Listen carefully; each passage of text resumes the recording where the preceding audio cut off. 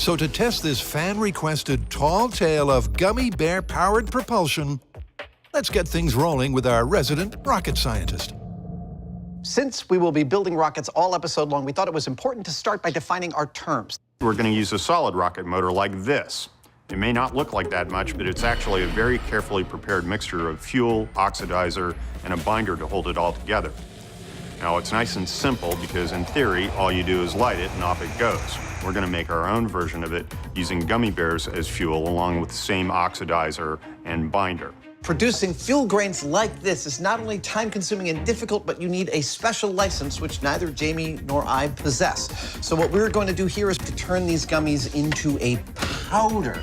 There we go. And then send them off to a specialist who will produce for us fuel grains that look like this. The specialists require the fuel as a fine, dry powder. 3, 2, 1. And to convert the gummies, Adam has hit upon a technique that doesn't involve large quantities of lethal, lava-like syrup. Seems like it's working spectacularly. Okay, I'm gonna use a coffee grinder to make them even more powdery.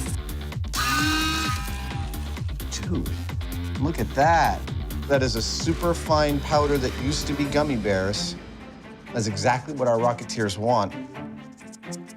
Time to make a whole bunch more. Last time we saw the sweet and sour fuel, they were powderized and sent off to the rocket scientists.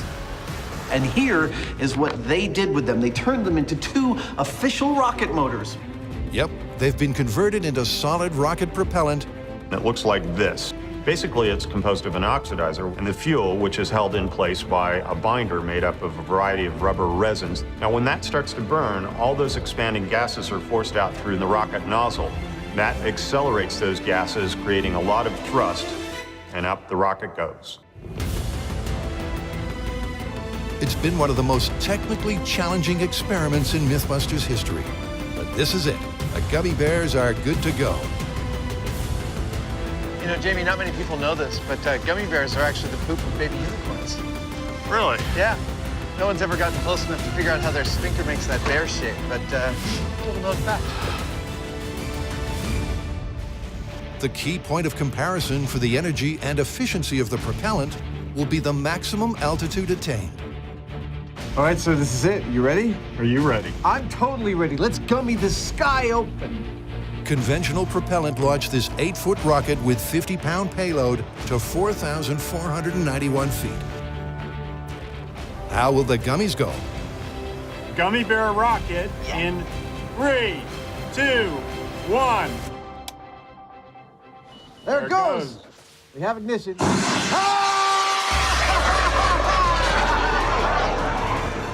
Oh, it went way up there. It did. Gummy bears worked. Yep, they did. Give me some right there. Boom. It's been a long and frustrating journey, but that one successful launch has made it all worthwhile.